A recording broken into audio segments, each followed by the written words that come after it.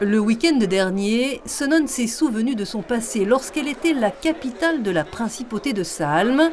Lors des festivités de jumelage, sous les ors de la République, le maire recevait la visite du prince Constantin et de sa famille, descendants des princes de Salm qui ont administré pendant plus de 40 ans à la fin du XVIIIe siècle Senones et son territoire. C'était alors une petite enclave vosgienne qui dépendait du Saint-Empire germanique. En allemand, Salm veut dire saumon et il figure toujours sur le blason communal. Je redécouvre en famille avec joie l'intérêt des habitants de Senones pour leur passé et en plus nous sommes très bien accueillis. Cela donne vraiment envie de revenir. Il n'y a pas beaucoup de territoires dans l'est de la France qui peuvent s'enorgueillir d'avoir cette notion de principauté de Salm.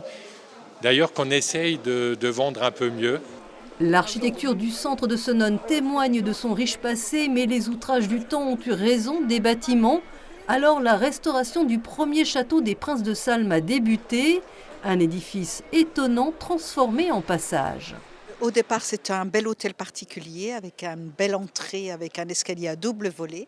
Et quand on va construire le deuxième château, on a besoin de revoir la circulation dans Senones. Donc on va supprimer cet escalier et créer ce passage pour accéder plus facilement au deuxième château et à ses jardins. François avait revêtu son costume de tambour de la garde de Salm, une association qui fête ses 60 ans et qui, lors d'événements, fait revivre le prestige éphémère de la principauté.